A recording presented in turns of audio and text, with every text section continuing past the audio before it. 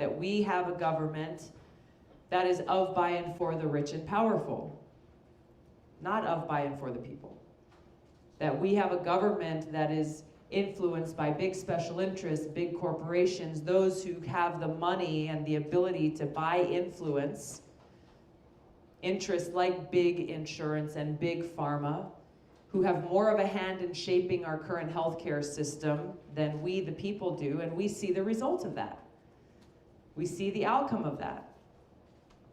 That as tens of millions of people in this country still go without the healthcare they need because they're either not insured or they're underinsured, they have a high deductible and they can't afford to pay it, one healthcare emergency away from total disaster, living in fear of that happening to them or to a loved one, and yet big insurance companies are raking in huge profits.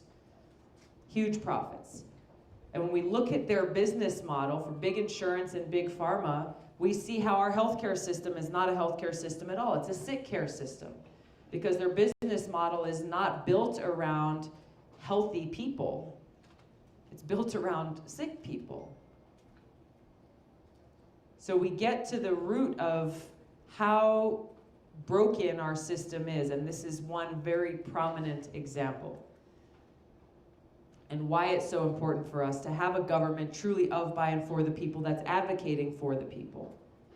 Now, healthcare is an issue that's top of mind for, I think, most people in this country.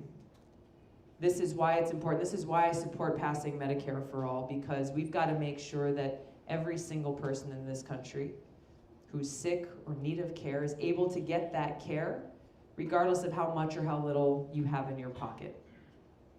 Because we spend more money on healthcare than any other country in the world, and we have far worse outcomes. Where is that money going? It's going to these private corporations, these for-profit corporations, and people are suffering as a result.